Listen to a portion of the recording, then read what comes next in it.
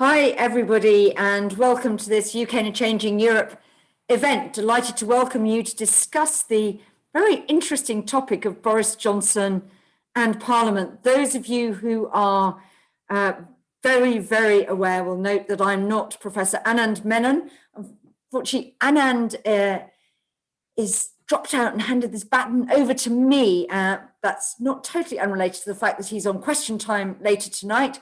But it's also partly because very unfortunately as well, Dame Cheryl Gillen MP, who is due to join us, is unable to do so. So we didn't want to surrender this to predominantly male panels. So I'm delighted to be chairing what is going to be a really interesting event. We've got three great panelists to bring you. And of course, because we've only got three panelists, we've got loads more time for your questions. So our panelists, and they're going to speak in this order. Got the Right Honourable Mark Harper. Mark is MP, well known for being a former Chief Whip, a former Home Office Minister, and possibly most recently in the news as the leader of the increasingly powerful, some might say, COVID recovery group. Then, to give us a perspective from the Lords, we're joined by Lord Young of Cookham. As Sir George Young was a serial Chief Whip, I think he was a bit of a repeat offender as a Chief Whip, and go-to person to help Prime Ministers out, and very, very effective in that role. So he has got what I'm sure he wouldn't mind me describing as quite a lengthy set of parliamentary experiences, and observed many Prime Ministers trying to manage their relations with both houses of Parliament. And then last but absolutely by no means least, we have Meg Russell, Professor Meg Russell, Director of the Constitution Unit, Senior Fellow at UK and a Changing Europe, of course, and author of a report this week that you should have all have read and that Meg will brandish at you if you fail to notice it, about how Parliament can become more of the master of its own fate. That's taking back control, looking at how Parliament might have more of a say over its agenda and more of a say over its time. And some of us will know quite why that is a hot topic at the moment, with the government, only the government being able to recall Parliament, determining when Parliament sits, and until we had the Supreme Court decision, also able to prorogue Parliament, it looked like at will. So without further ado, I'm going to hand over to our panelists. But first, if you do have a question, please post it in Slido. You know the system. So get posting away, and please, please, please remember to upvote questions you like rather than post the same question again. If someone has put in that question that you think is absolutely on the nose, give that one a thumbs up, and that will move to the top of the queue. And fairly moronically, I will probably ask the most popular questions, but I will also ask what I think are the most interesting ones. So let's head away, and I'm going to hand straight over to Mark Harper. Mark, would you like to just give us your reflections on Boris Johnson's tenure? I think it's fair to say Boris Johnson, perhaps not a noted parliamentarian in the way some other prime ministers have been, but how's he been handling Parliament since he became Prime Minister at the end of July 2019. Mark. Jill, thank you very much. Well, I think I divide the period since then, I think, into three. I think the period from when he became Prime Minister through to the general election in December 2019, I think was inevitably a rather bumpy period between the Prime Minister and Parliament for this reason. The public had voted in a referendum to leave the European Union, and Parliament didn't have or arguably didn't have a majority to deliver that. So effectively, that period was dominated by the government wanting to get Brexit done. And I think inevitably it set up a bit of a Parliament versus the people issue, where there was a perception that a group of parliamentarians were trying to stop that happening, and the government was very much focused on getting it done. And I think inevitably that led to a lot of executive action and a lot of tension. And you know, we can have questions about that, but I don't think actually that was typical of how the Prime Minister would have liked to continue things. And we saw, once the general election had taken place, and the government then had a working majority, I think we saw a different approach. But I think it was inevitably dominated by the Prime Minister's then senior advisor, Dominic Cummings, who, I don't think this is giving away any enormous secrets, doesn't have a very high opinion of members of Parliament, and I think tended to view the position that with a majority of 80, the government could pretty much do what it liked. And I think he rather missed the point, which I'm very well aware of, having been a former chief whip, that actually members of Parliament have views, they represent their constituents, and actually you have to take them with you. And the government has to win arguments. And of course, it has a lot of loyalty from backbenchers, but it does have to win arguments, and you have to take people with you. And I think the period, therefore, up until the end of last year, I think was a very difficult one, partly for that reason, and also because of COVID, for two reasons. One is because COVID meant that Parliament couldn't meet in its normal way for a big chunk of that period, a period where we didn't meet at all. Then we were meeting virtually. And then when we came back, people will be very well aware of all the restrictions on the numbers and the chamber, and a really difficulty in colleagues being able to meet with each other personally and engage and talk through issues, all of the personal relationships that help Parliament function properly. So I think that was very difficult. And I also think that the nature of the pandemic has meant inevitably very rapid decision making, and sometimes that hasn't always properly, in my view, involved Parliament. Ministers have taken decisions and come to Parliament afterwards. Sometimes that order of things has been inevitable, but I sometimes don't think Parliament's been involved properly. And we saw a very good example of that. You alluded to my chairmanship of the COVID recovery group back in when we had the second lockdown, and we had some engagement with the government and asked for information. And I don't think the government really properly engaged with us. And that was why a significant number of Conservative MPs voted against the government at that point, not with any great relish. I mean, I, as a former chief whip, didn't particularly relish the sort of title of becoming sort of rebel in chief or rebel commander or whatever people called me. But it was, I think, inevitable because of the way Parliament was being treated. And then finally, I think there's some initial signs that the relationship is becoming a better one. And we've seen that, I think, with some personnel changes, with Dominic Cummings having left. The Prime Minister's hired a new Chief of Staff, Dan Rosenfield. He's held a meeting with Conservative MPs, and certainly the tone from Downing Street is very positive now about wanting to properly include members of Parliament, a proper sense of two-way traffic. And we've also had some very positive engagement with Allegra Stratton, the new press secretary. So as well as engagement with the Prime Minister and with ministers, there is a sign, I think, as we have moved into 2021, that I think the government recognises that it needs to take members of Parliament with us. And final just twist on that is, I think we've seen just recently with the debate on universal credit.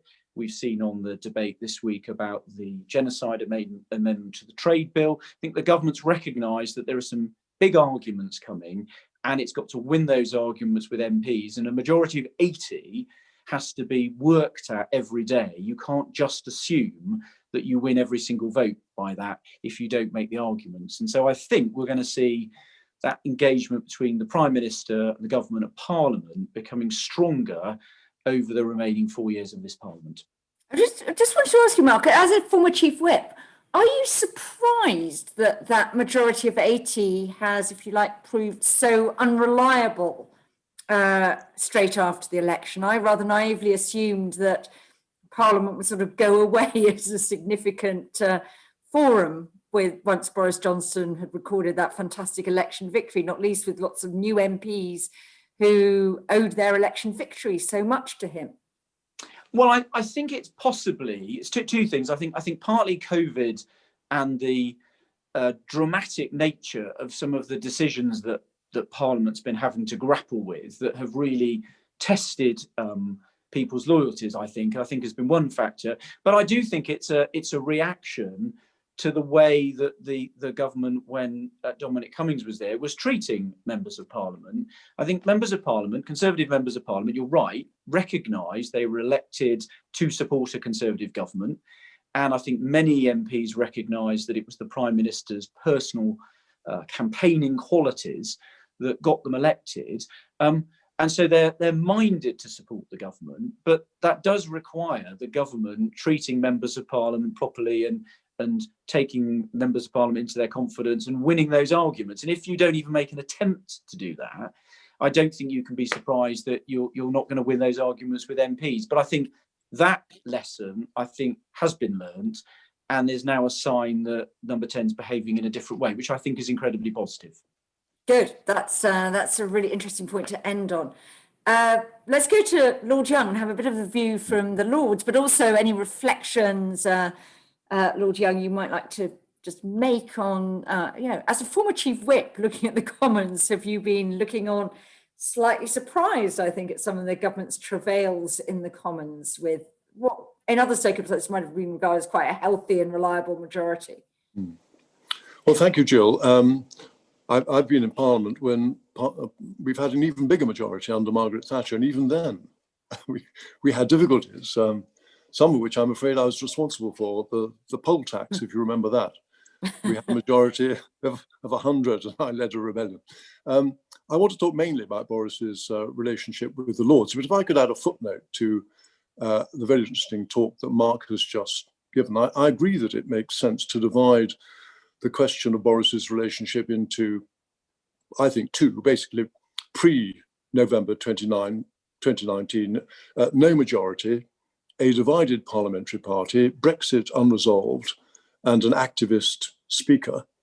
And then post-November 29, with a good majority, a much more cohesive parliamentary party, Brexit legislation passed, and a more conventional speaker whose interpretation of forthwith is something which I think we can all agree with.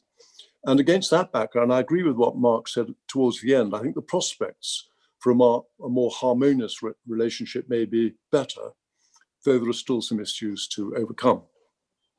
Talking about Boris, his relationship with the Lords, the terms of trade are clearly different, as the government has no majority, and the two opposition parties down here can outnumber the Conservatives whenever they want to.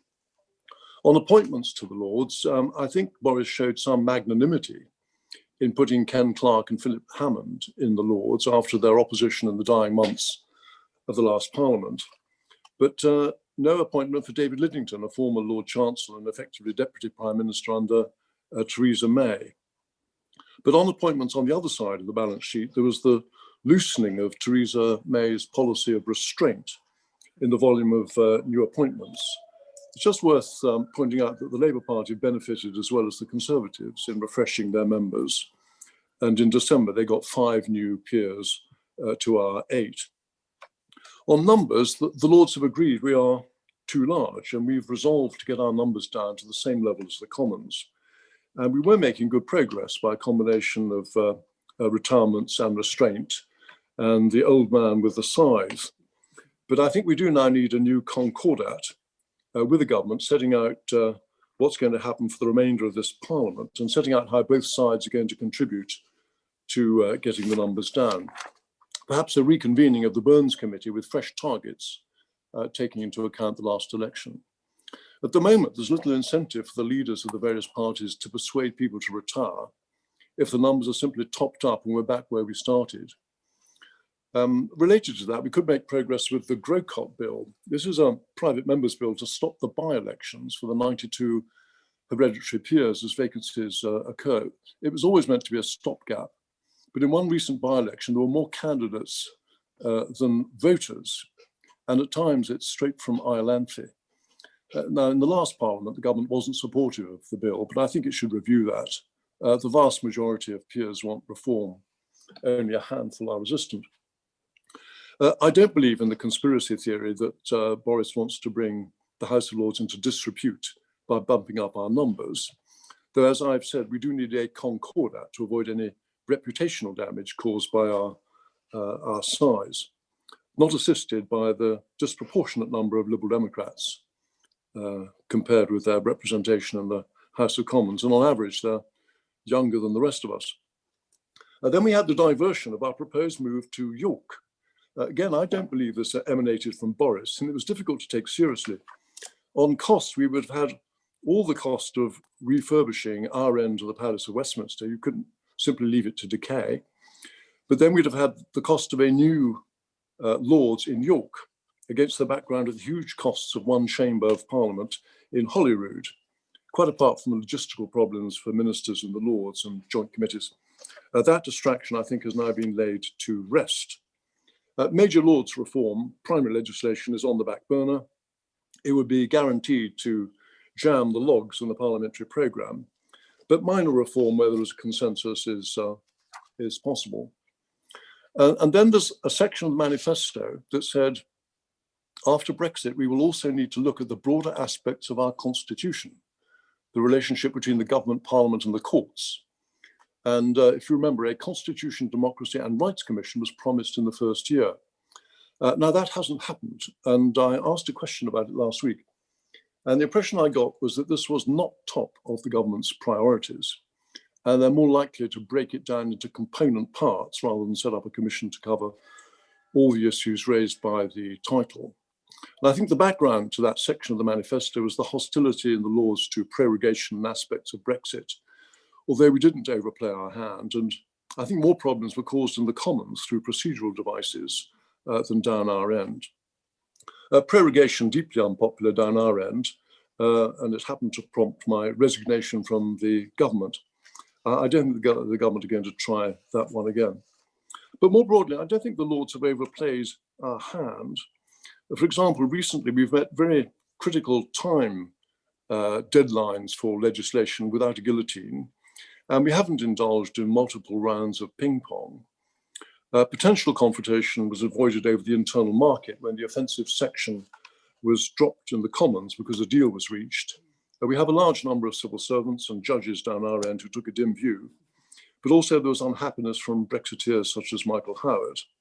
But if there had been no deal, my guess is the Lords would not have pressed their disagreement. Finally, more generally, I think we'd like more members of the Lords in the Cabinet, particularly as it's grown quite a lot in size. For example, now that DFID has been absorbed into the FCO, there could be a Lords Cabinet Minister covering overseas development who attended Cabinet. Then finally, the Prime Minister comes regularly to the Association of Conservative Peers, our equivalent of the 22, and he spent an hour with us yesterday. So I think with a combination of some restraint by the Prime Minister on appointments, restraint by the opposition parties and the Lords on how often they use their numbers to defeat us, I think we can have constructive coexistence with the Lords doing what they do best, scrutinising legislation, undistracted by constituency responsibilities, and using the skills and knowledge of peers, and giving the opportunity of the government to think again when we believe it's right to revisit controversial decisions. So that's all from me, Jill. Over now to Meg. That's great. So Meg, a lot of interesting points there about where the Lords played a useful role in the restraint, but also the vexed issue of numbers, new appointments, and just the unwieldiness, I think, of the size of the House of Lords, which is quite amazing, stacked up against other parliamentary institutions in other countries. Meg, your reflections on Johnson's first 18 months into Parliament. Thanks very much, Jill, and huge thanks as well to the other speakers for participating in this joint event with the Constitution Unit. Back in September, I wrote a blog post on Boris Johnson and Parliament, which documented 13 unhappy episodes in 13 months. It had been my original intention to focus on 10 episodes, but I found there was just too much material. I won't repeat all of them now. Some of them are pretty obvious, things like the prorogation, also the lack of consultation on the coronavirus rules, and Mark focused less on this, the ending of MPs' rights to meet and vote virtually during the pandemic by Jacob Rees-Mogg against the wishes of many backbenchers and the Commons' own procedure committee, which incidentally led Cheryl Gillen, who is normally very polite and loyal, to accuse him of presiding over the death of democracy at Westminster. We then had the briefing about moving to York. We had attempts to parachute in chairs of the Liaison Committee and Intelligence and Security Committee, etc. And since then, the list has grown. We've had the showdown with the former Conservative leaders over the Internal Market Bill, the announcement of the Christmas lockdown rules when Parliament was in recess, and a refusal to recall, despite people like Mark calling for that. Continued arguments about reinstating full virtual participation, including that, I thought, somewhat shaming intervention by Tracy Crouch, who was locked out of a debate on breast cancer precisely because she was shielding when suffering from that very disease, and then the excessive appointments to the Lords. And the first time by any Prime Minister that the House of Lords Appointments Commission has been overruled on its recommendations on propriety. So there's been quite a lot of eye-catching episodes, but what I want to do is take a step back and think about some of the patterns. What do they suggest both about Johnson and about Parliament itself? I want to draw out three key themes, each of which are troubling to some extent, though they do in some respects, and this touches on very much what Marcus said, illustrate a kind of robustness in the system, an ability to rebalance as well. So the first theme is a seeming general failure to appreciate the value of scrutiny. A naive reading would suggest that when you're in government, parliamentary scrutiny is a nuisance that slows you down. Obviously, some party political point scoring designed just to embarrass a government or delay things does go on at Westminster, but there's much, much more to parliamentary scrutiny than that. Scrutiny from your own side, as well as your opponents, and from external observers, including the media and specialist groups when things are discussed in the public forum of Parliament, is an essential means of spotting policy flaws, loopholes, or unintended consequences. The very process of a minister having to defend policy on the floor of either chamber or in front of an expert committee provides a useful stress test to make sure they've got the policy right. And it's not just a matter of Parliament winning through tripping a minister up. Often scrutiny has a preventative effect. The fact a policy faces cross-examination forces ministers and officials to properly think it through in advance. They'll look harder for the loopholes themselves if they know these could be exposed under parliamentary examination. So for all these reasons, robust scrutiny leads to better and more robust government policy. The best politicians recognise this and welcome dialogue with Parliament and stress testing of their policies. It's often the less capable, and hence the more dangerous, politicians who prefer just to assume that they know best. Similar arguments can be made about the value of other checks and balances in the Constitution, like regulators and courts. Untrammeled executive power isn't a route to good policy. My second theme relates to another kind of naivety about how Parliament works. It's a frequent caricature of Westminster that Parliament's weak, government always gets its way, and backbenchers mostly do what they're told. But that's a myth, and politicians who fall for it wind up in trouble. Theresa May perhaps fell for it over her Brexit deal. Nick Clegg certainly did when leading the coalition government's proposals on Lords reform, as Mark knows to his cost. In both cases, these politicians sought to lead where government backbenchers just weren't prepared to go. In fact, the lack of conflict between ministers and their backbenchers that often characterises Westminster isn't a result of blind loyalty. As Mark has alluded to, it's often the result of lots of hard work behind the scenes, communicating and negotiating. When that system works properly, policies lacking backbench support generally don't get put at all. Clearly, under the pandemic, with lots of people absent, detecting the parliamentary mood has been more difficult than usual. But also, at least in the early stages, the Johnson administration simply didn't seem to comprehend this dynamic. A politician who understands the importance of behind-the-scenes communication to winning and maintaining parliamentary support really wouldn't suggest moving one of its chambers to the other end of the country. That would instantly fracture communication, both between government and Parliament and between the chambers, and hugely increase the risk of conflict. Hence, of 82 chamber parliaments around the world, just one cites the two chambers in different cities, and that's essentially an experiment in Côte d'Ivoire, which has only just gone bicameral. Likewise, with respect to the Commons, it initially appeared that Johnson wasn't really interested in listening to or responding to the mood. Moments like the rebellion on the coronavirus regulations led by Sir Graham Brady, the 1922 committee chair, have made clear that that simply will not do.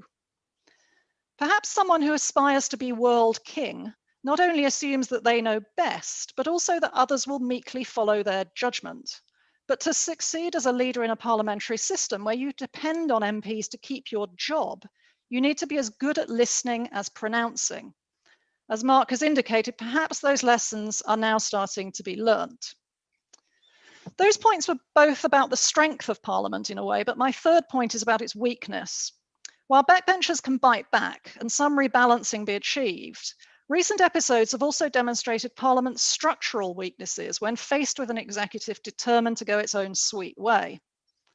With respect to the Lords, the problem of unregulated prime ministerial appointments has been obvious for very many years. In the early 20th century, the chamber had around 600 members. By the end of that century, it had more than double that. Only the Blair reform, removing most hereditary peers, brought its size down again. Indeed, the first bill seeking to limit the number of Lords' appointments was debated over 300 years ago. Prime ministers just find it hard to resist handing out patronage and trying to bolster their own side. Some, like Theresa May, are better than others. Boris Johnson is worse. The only sure way, I agree with George's constructive suggestions on this, but the only sure way of preventing the Lords collapsing under its own weight is to put statutory limits on appointments. I'd suggest that 300 years is more than enough to wait. With respect to the Commons, the Achilles heel is government control of when the chamber can sit and what it can discuss. That explains how Jacob Rees-Mogg could repeatedly block the Procedure Committee's proposals on extending virtual participation.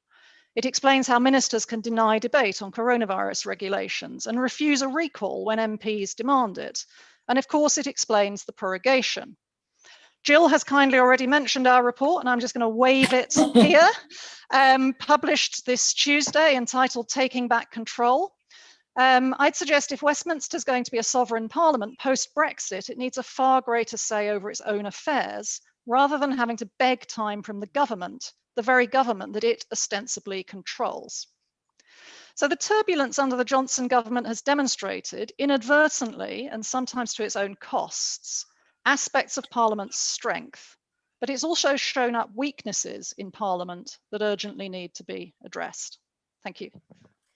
That's brilliant. We have a lot of questions coming in, and with respect to everybody who wants to know whether the panel sees any benefits from Brexit and stuff like that, I'm going to concentrate on those that actually deal with the topic we're discussing, which is Parliament. But brilliantly, for a UK and Change Europe Constitution Unit crossover event, there are quite a lot about parliamentary scrutiny of trade deals, the Trade and Cooperation Agreement, and the fact that the Future Relationship Committee was wound up last week. I think MPs already approved that, but then there were hints from the chair or former chair, Hilary Benn, that actually might it not be useful to have it hanging around for another 6 months to enable it at the very least to take some evidence from Michael Gove and David Frost about the deal they had done. So I just wanted to ask all our panelists, you've got a lot of people saying, isn't it rather ironic? This is all about taking back control, but MPs will have less power to scrutinise trade agreements than MEPs would have done. They couldn't insist on the future existence of the FREU, and they don't seem particularly interested. Maybe they didn't take up the opportunity in the trade bill that we saw to apply proper scrutiny there. So can I ask all of people, actually, what do they think a proper scrutiny arrangement would look like for both trade deals, but also for the very many outstanding decisions that we see in the Trade and Cooperation Agreement and this rather complex system going up into the Partnership Council? Mark, how should the government involve the Commons in looking at both trade deals and future decisions under the TCA? Well, let me deal with the point that was raised there about the select committee. So, I mean, personally, Hilary Benn's select committee has done a great job. It was already extended by a year because, of course, it shadowed the Brexit department.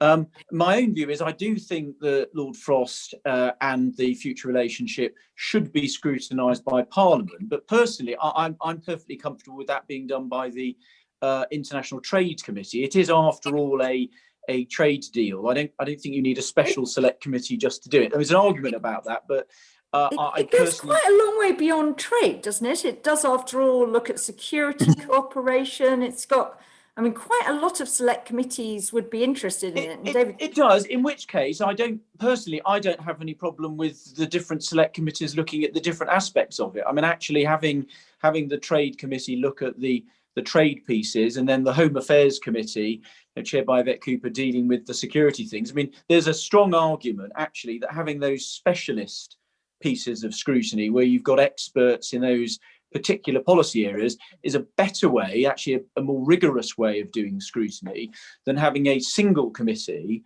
trying to cover the whole set of relationships. And of course, those relationships are going to develop over time. And actually, if the individual committees do that, they can pursue those particular areas over time. And it's true that Hilary Benn's committee could have done a single look now, but actually they weren't going to exist in the future, so they wouldn't have been able to do that ongoing work. So I think actually it probably makes sense for the individual committees, trade, home affairs and so forth, to pick up that scrutiny.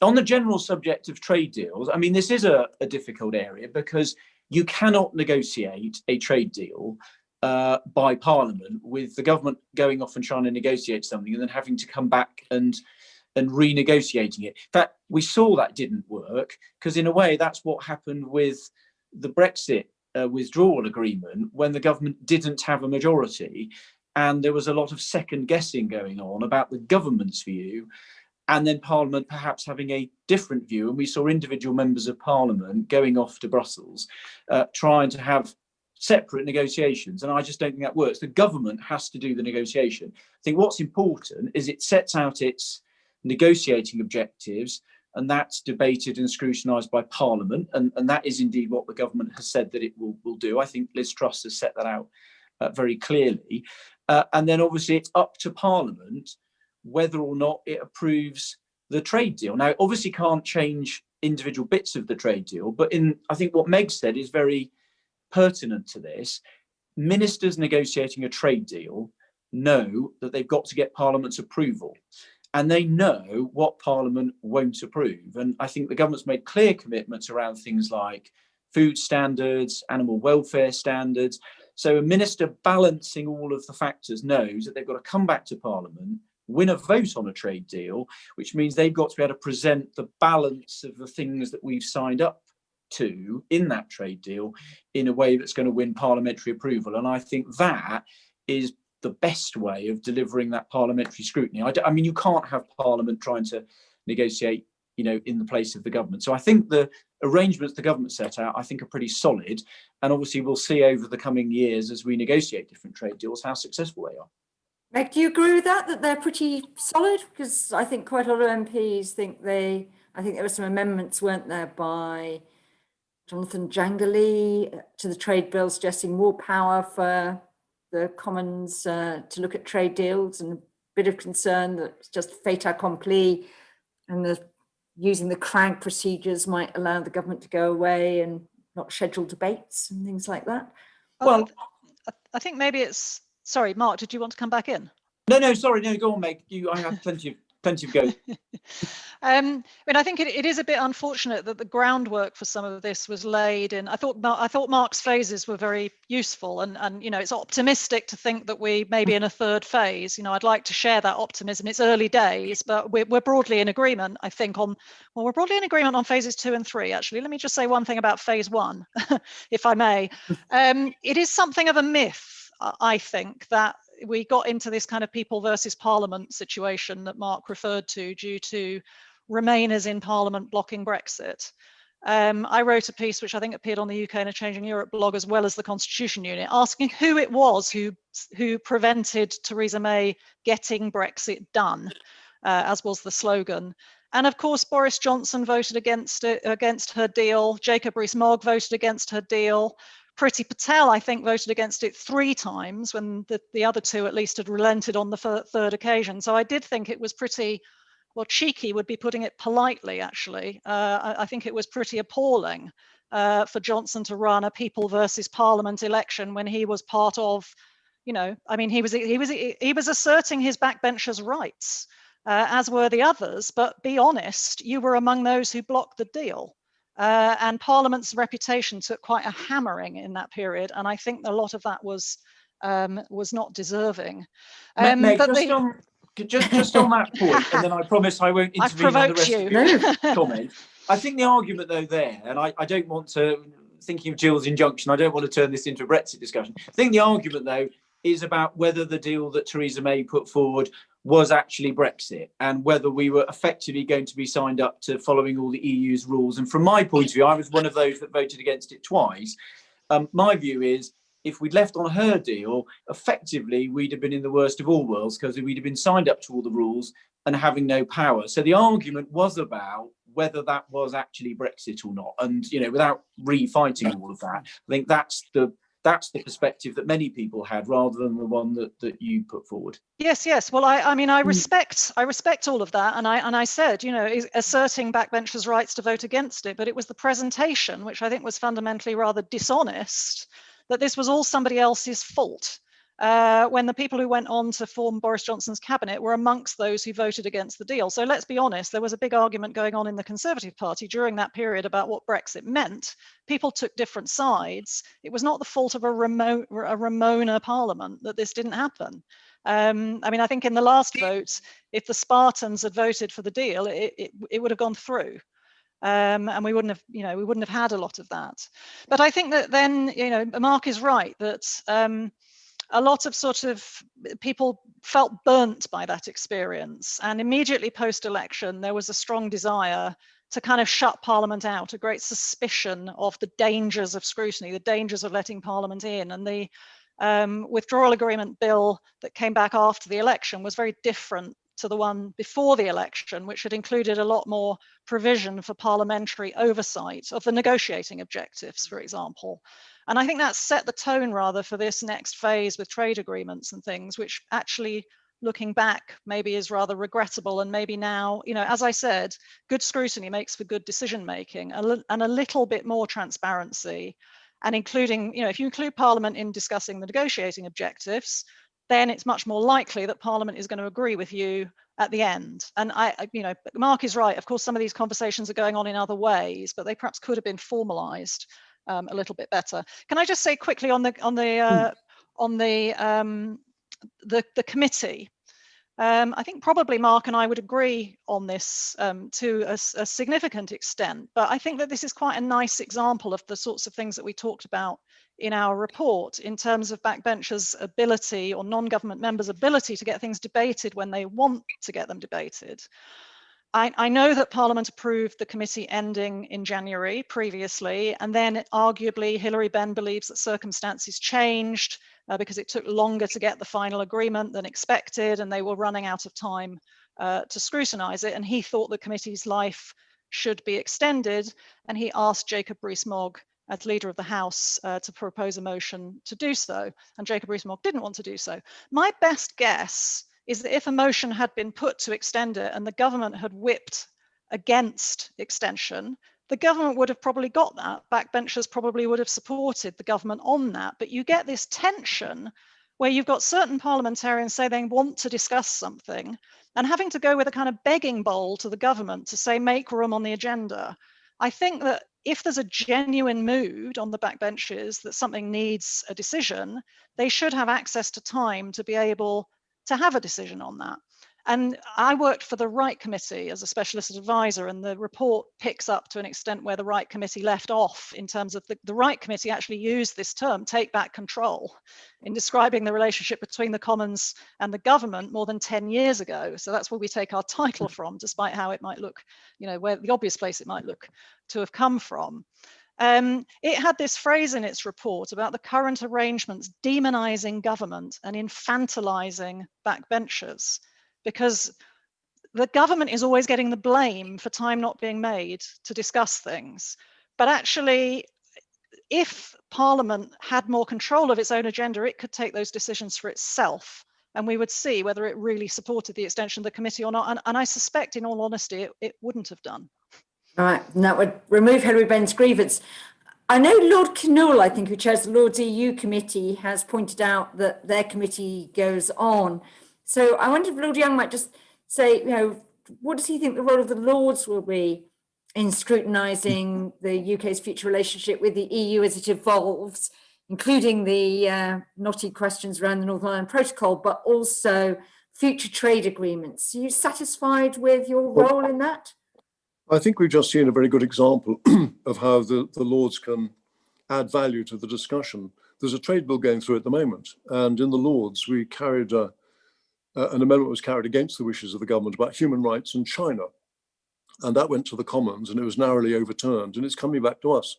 So it picks up something that Meg was saying about the lack of scrutiny and the lack of ability in the Commons to do things that the government might not wish. In the Lords, there are no such constraints. And what we've done on China and the trade bill is a good example of how the extension of government control of the business does not extend to both sides of Parliament. And I think, again, as future legislation goes through, the government may be able to get it through the Commons, but we will have the right to get the Commons to think again, and we can push it. And what normally happens is neither side wins outright. There's a compromise, and everybody feels that the bill is now better than it was. And I think that'll be the role of the House of Lords in scrutinising this legislation, is to give the opportunity to the Commons to think again, and then try and broker a compromise that everybody can live with, and ends up with a slightly better piece of legislation than the one that was that we started with.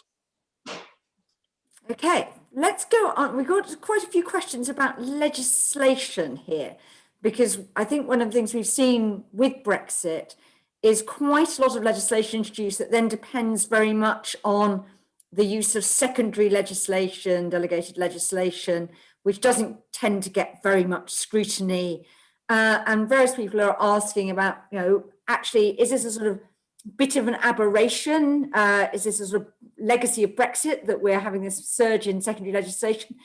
And is there anything that Parliament can do to take back control, to use Meg's phrase, and a phrase used in other contexts as well, of this sort of proliferation of secondary legislation? It's one of the themes in the Brexit and Beyond report that UK and Changing Europe produced this week, with concerns both about that from the Hansard Society and also Alison Young talking about the increasing willingness of ministers to use Henry VIII powers. Meg, do you have a view on whether there's anything Parliament can do to take back control of legislation, or are all these done deals, all the secondary legislation, will that persist as a habit?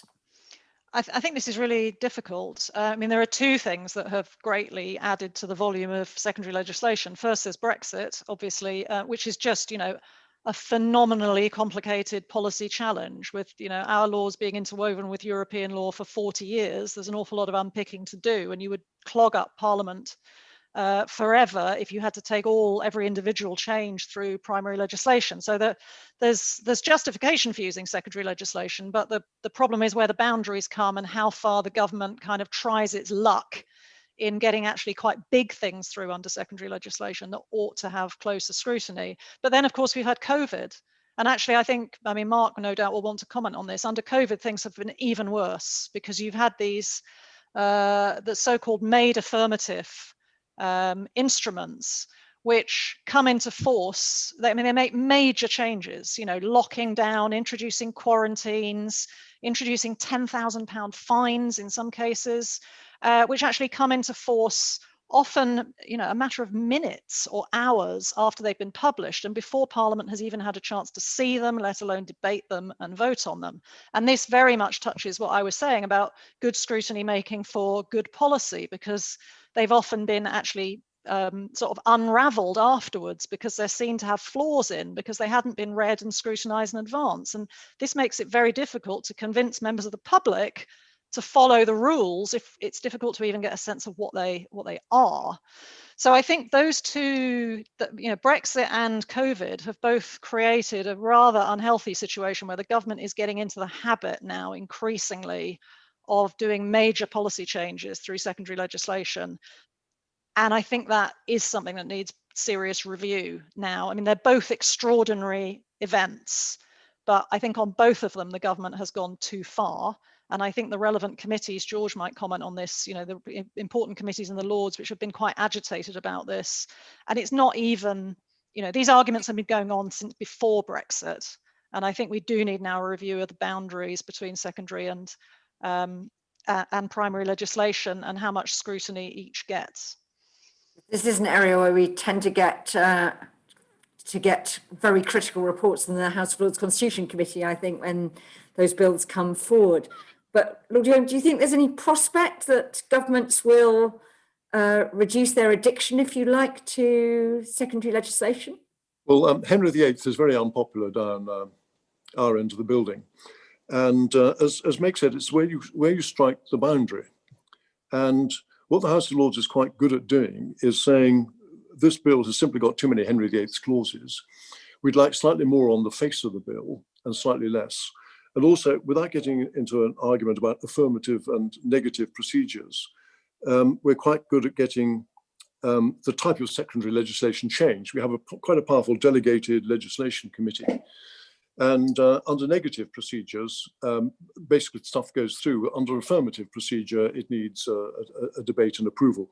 And we're quite good at shifting those boundaries and occasionally getting the boundary moved back a bit in the way that I think Meg was advocating, and getting things written on the face of the bill rather than giving powers to the ministers. So down this end of the building, there are some keen opponents of Henry VIII. And the government has a really hard time, not just from the crossbenchers and those who are worried about Henry VIII, but also the subcommittee that goes through the bills with a fine tooth comb and produces reports on all the delegated powers, and quite often makes recommendations, which I was going to say more often than not, but certainly quite frequently the government accepts and bows to the view of the opponents of Henry VIII.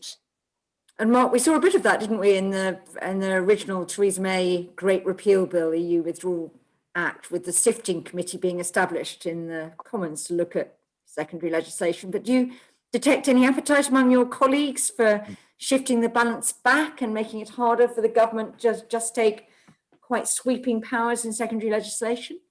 Well, I think there's three things. I think, look, there's been a one-off process where we've had to do a huge amount of change to 40 years of legislation, as Meg said, to do Brexit. But I think that was the one-off. And it's worth just saying, when we were in the EU, huge amounts of laws covering quite big areas were done by secondary legislation, implementing EU law, frankly, where we couldn't do anything about it at all because you just had to ram it through. So we didn't get a lot of that much complaint about it at the time. But I think that will have stopped. I think COVID does flag up an issue. I accept there have been times when the government's needed to act really quickly and put the law in place, and then Parliament debates it afterwards. But in my view, there have been a number of occasions when actually there's been enough time where ministers could have put the legislation in front of Parliament first, debated it, had the House vote on it before it came into force. And I agree with Meg. I think the evidence is that scrutiny would have improved it and actually would have meant that the public would have understood that legislation. And not just the public, by the way, the police and those that have to enforce it. And then the final point generally, I do think there's a difficult area about where the balance is, but partly that's in our own hands. And I think actually because of COVID, I think MPs are going to pay more attention to secondary legislation where it's significant. And I agree with George, the House of Lords does a good job here about pushing back and strengthening the controls on secondary legislation. And I think that balance between the Commons and the Lords works well, and long may it continue. Meg, you want to come in? Meg? Sorry, lost my mouse there. I couldn't unmute. I was just going to throw in something else, which I thought Mark was going to say, and he didn't, which is, of course, the COVID situation makes, it's just so much more difficult to get things organised as well. So, we've got this huge volume of secondary legislation, and we've also got circumstances where it is actually very difficult for MPs to meet. They're not meeting in the usual way. The normal kind of back channel conversations are maybe getting broken up, as I referred to in my opening remarks. So it's a very unfortunate coming together of well, two things, I suppose, Brexit and coronavirus, but for coronavirus having two effects, one of which is the need for doing policy very fast on controversial stuff, but also Parliament being itself kind of somewhat hobbled by the circumstances. And we've got to get beyond that. There is an argument, actually, that there is an argument that once we're out of the COVID emergency, actually taking a look at the Public Health Act again and the powers it gives ministers to make secondary legislation, it would be worth, I think, doing that, if you like, in peacetime, once we're out of this emergency, just to have a debate there about the checks and balances, about whether we can improve them. No, I think that's very interesting. It's always good to look at emergency legislation when there's not an emergency, rather than when you're actually having to use it. Though people like Mark's COVID Recovery Group seem to have done quite a good job of organising while Parliament's not meeting, as far as I can see. I want to come on to another sort of tranche of questions here about how well ministerial accountability is working. There are quite a few questions about, do we really think Parliament's actually doing a very good job of holding ministers to account? The Speaker seems to be sort of sometimes a bit irritated with ministers who don't make statements to Parliament first. Even Lindsay Hoyle has been getting quite annoyed with the government over that. Senses that the Prime Minister actually doesn't really engage with questions at PMQs. So it's actually not a very productive process. I wonder whether sort of set of questions about, is there anything that parliamentarians can do about this to sort of, reassert Parliament? You could argue also that if we were we've got the Downing Street press conferences, but we're also going to have these on the record press conferences by Allegra Stratton in the future, which you could argue sort of moves a bit more of the focus away from Parliament into Downing Street as the place that gives the news to the world. Lord Young, you've been an observer of this for a long time. Is it any worse than it has been, or is this all just, par for the course? Well, I think it has got worse, because you've now got 24/7 news, which you didn't used to have, and ministers having to respond quite quickly to stories, and can't always make a statement to the House of Commons before they go on the radio. But just to pick up one point from that question, I agree that Prime Minister's questions quite often does not end up with anybody being any wiser. I've always been slightly surprised that the liaison committee exchanges with the Prime Minister, which are serious sessions lasting, well, they used to last 3 hours, with the chairman of select committees sitting around the table, very experienced parliamentarians. I've always been slightly disappointed that we haven't had more out of the liaison committee exchanges with the Prime Minister, when he can't just duck the question, because he's there for 3 hours. And I just wonder whether the liaison committee couldn't make slightly more use of that time. And again, on holding ministers to account, on the floor of the House of Commons, they can normally get away with it. But in front of a select committee, when you're quite often on your own for up to 2 hours, being questioned by your brief by people on a select committee with a special advisor briefing them, that is holding ministers to account. And quite often, when you hear about the House of Commons, it's not what's going on in the chamber that's on the news, it's what's happening in a select committee. And in a sense, the centre of gravity has shifted a bit from the floor of the chamber to the select committees, where life is tougher for ministers. So I think the question of maybe looking at the wrong location to see where ministers are held to account by looking on the floor, that's not where it's difficult. It's difficult in a select committee. Mark, would you agree with that as a former minister? Yeah, yes, I would actually. I think it's difficult at the moment anyway, because so few MPs are physically present, and it takes a lot of the life out of the chamber. But no, I would agree with George. When I was a departmental minister, preparing for a session with the select committee where you've got people who are really focused on the subject matter, and as George says, you're going to be there for a couple of hours, and people can ask question after question after question and pursue a theme. It's that business where people can keep chipping away at it. You really do need to know your stuff. And it's the preparing for it piece, which is actually just as important as what happens at the committee. And I think that's where George's point about PMQs. I don't think PMQs has ever been a very revelatory process. What is important about it, which people don't always see, is that the fact the Prime Minister has to prepare for it and ask for information from across government actually helps him keep a focus on things, and does actually, I think, give him a very good sense of what's working and what's not. So I think there's an indirect benefit that PMQs have, which may not always be entirely obvious when you look at the performances. Meg. Yeah, completely agree with Mark there about the subtle power of PMQs, and it fits with, there's so much more to Parliament and its power than what you can see on the surface. And that's a really fine example. On the question of ministerial accountability, I think there are two sides of this. I think it's interesting, isn't it, that Mark made reference in his opening remarks to in phase one having a kind of activist speaker and that having ended. The expectation, I think, when Lindsay Hoyle took over was that he was going to be somewhat tame. But it's been very striking how frustrated he seems to have become, particularly in the early phases of COVID, and how strong his language has been sometimes in condemnation. I think he's accused ministers of holding Parliament in contempt and that kind of thing, which you would think was very Bercow-like language. It must take a lot to get Lindsay Hoyle that wound up about these announcements being made in Downing Street press conferences rather than in Parliament and so on. But I think, going back to Mark's analysis, we have moved on from that phase. And I think it would be fair to pay tribute to the work of Mark and his colleagues in actually pulling things back, because I think it's going to be behind the scenes pressure from people like Mark, as well as those words from the Speaker, that has brought ministers back in front of the House of Commons in a more appropriate way more recently. But there is also another side to the ministerial accountability story, which is maybe slightly pushing the boundaries of this event, because it's not directly about Parliament. But all of the controversies about following the ministerial code, we've seen ethics advisors being ignored, resigning from government. It's rather similar to the point that I made about the House of Lords Appointments Commission. You have these independent regulators making recommendations and their recommendations being ignored.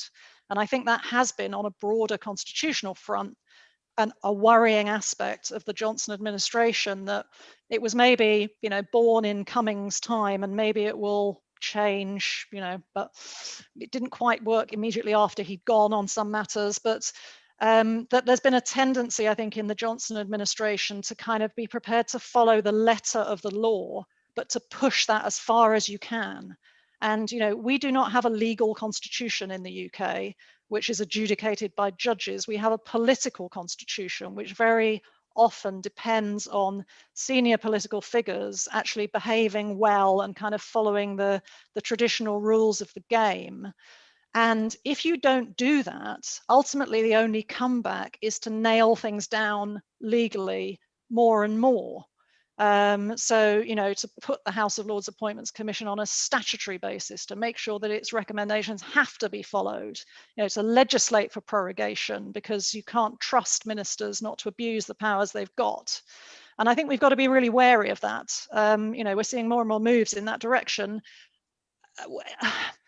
under pressure, really, from the behaviour sometimes of Johnson and his advisors and his ministers. I would like to hope that Mark is right, that we're entering a new phase now where there's less antagonism and more understanding of the negotiation and compromise that comes with politics and the sort of ethical standards that are required.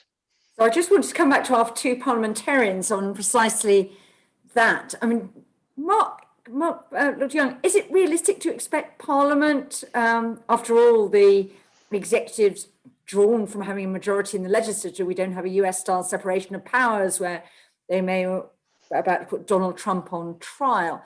Is it at all reasonable to expect Parliament ultimately to discipline a government that doesn't observe some of these, good chapsy sort of conventions, as Peter Hennessy might put it? Well, I think Meg made an interesting suggestion. That from what she said, I think she'd like a judge to decide whether or not the ministerial code had been broken, and therefore it would be for the courts to decide the composition, in some cases, of a prime minister's cabinet.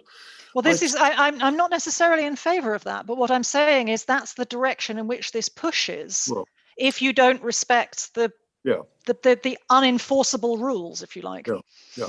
I think just to come back at Meg's point, I think there is a point where Parliament, particularly the governing party, can say that actually that particular decision by the Prime Minister on the exercise of his discretion on the ministerial code was wrong, and we no longer have confidence in that particular minister. So I think there was a sanction there, which doesn't go as far as the courts, and I'm glad Meg isn't going to press that.